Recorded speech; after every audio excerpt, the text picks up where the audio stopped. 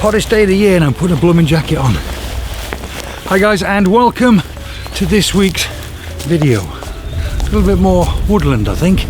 I was going to do a how-to guide, but to be honest, it's in the middle of the day and it's a Thursday, hottest day of the year. It's absolutely toasty warm. I'm having to put my long pants on and I want to cover my arms up as well because I'm going into the woodlands. There's some long grass as well, so I'm slightly worried about the ticks, but it's going to be a bit of a relaxed one again this week, and the reason being is because I've got some new gear to try out.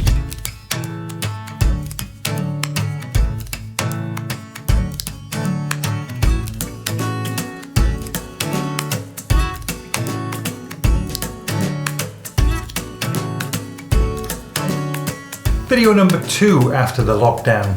So the object of today's exercise really is just to get out and about and stretch my legs. I decided to tackle a bit more woodland photography for a couple of reasons. One is because I have lots of nice woodlands fairly local to me, and two is because it's in the middle of the day on a very, very bright sunny day with not a cloud in the sky.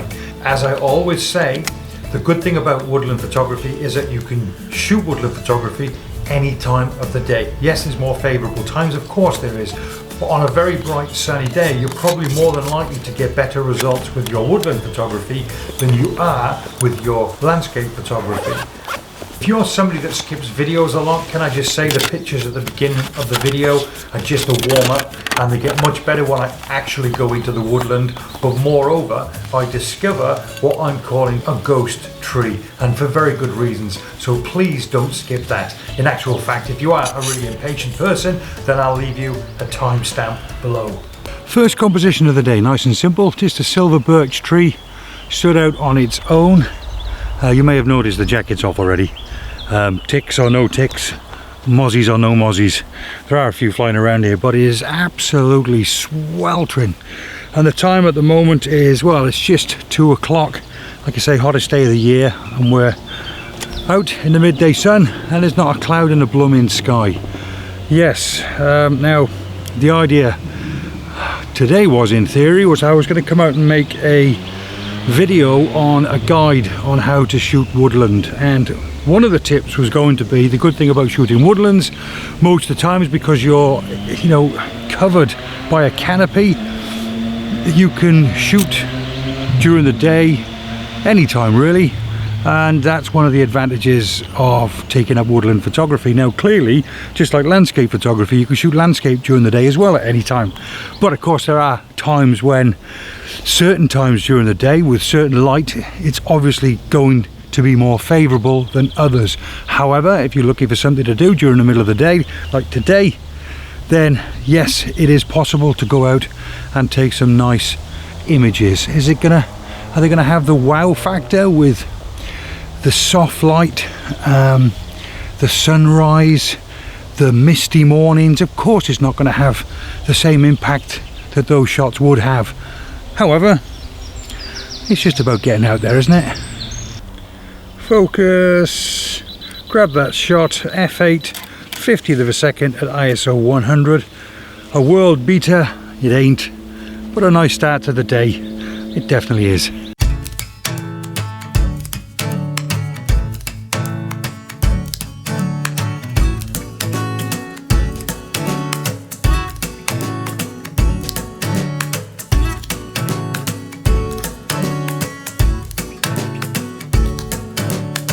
Sticking with the birch trees, moving slightly further along to the left hand side.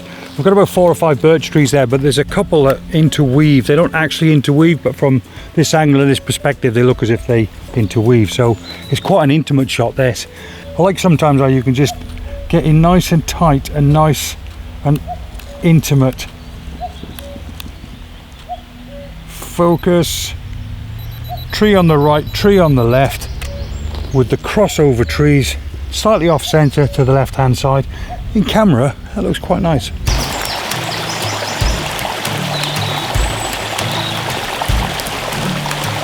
I'll show you all of the pictures towards the end of the video. I don't want to show you the pictures just yet because these are clearly just warm-up images, and the good stuff doesn't really start until you venture into the woodland. One thing that I really love about woodland photography is just the exploration side. In other words, when you shoot landscapes, more often than not, you've got an idea in your mindset of what you want to capture, which is probably the main reason why you head to where you do head. But with woodland photography, more often than not, it's a case of just parking up and going for a good old wander. When I was wandering around this particular location, which is our woodland number 2, I noticed that one tree had yellow bark. It's almost like as if the tree is rusted. So I decided to just grab a few abstract shots, zooming in quite tight, exposing for the highlights, and coming away with perhaps something, well, certainly something that I hadn't planned on grabbing today, but quite interesting. Shallow depth of field, let's pop that there at f5 ISO 100, get our focus on there, 2-second delay, nice and gentle. There you go, that's a nice abstracty shot.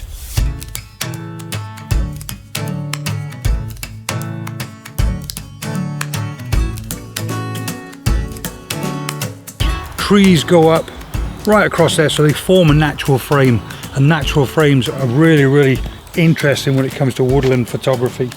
So I'm going to grab a shot or two here. Yeah, really nice. Now,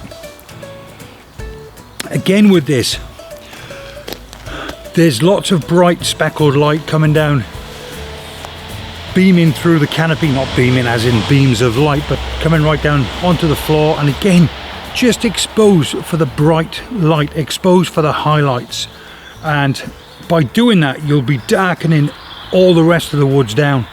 But it's very interesting. So I'm going to grab a shot here, and then I'm going to see if I can move myself to one side or the other, maybe across there where there's some kind of foot-long grass, and if I get down nice and low with a low perspective, then maybe I can use the grass to shield out the path, and it might look a bit more natural. I quite like that. But yeah, but this is a very interesting shot indeed.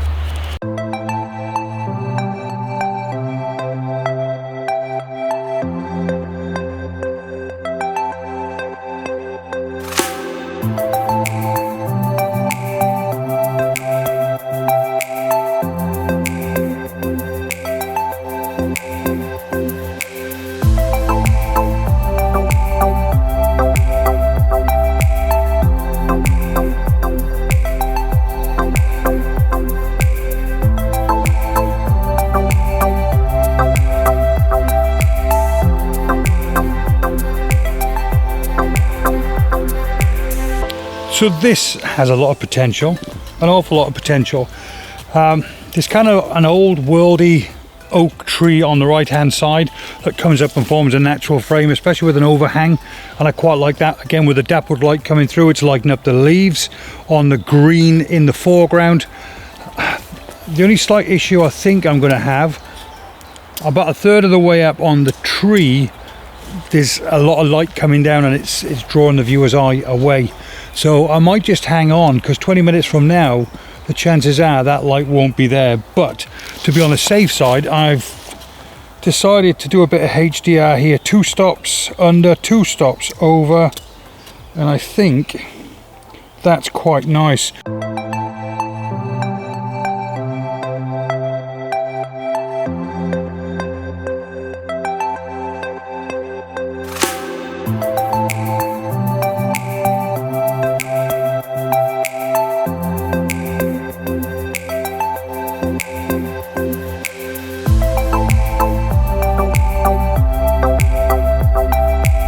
This is a lot of potential. I quite like this. This looks really good. I've got a dead tree in front of me. It looks like a dead tree, still standing, but it looks like a dead tree. Certainly all the bark has gone from it. So if it's not a dead tree, it's obviously a very tasty tree to some animal. It's been backlit by the sun, and in the background we've got those lovely purple flowers in that very dark, thick undergrowth. They rhododendrons or something, I'm not really sure. I'm not really a flowery person, but I do like that. That's potentially very interesting. But of course, the only way to really find out is camera on, get your composition right, or have a look for a composition, and let's make a decision whether we like that or not. That is really, really nice, even though it's been backlit. I might turn the HDR off because I really like that. That potentially is interesting. Most important thing is just compose your shot like you would do a landscape shot. We've got the most important part of interest in the image, not smack bang in the middle, but off to one side, off to the left hand side, and I like that. So I think I could probably get away with maybe a shallow depth of field on that, just to really exaggerate how that looks. Let's drop that ISO right down to ISO 100. I'm going to go to f5.6 and slow the shutter speed down. So actually very slow shutter speed, very slow shutter speed. That's 1.5 seconds.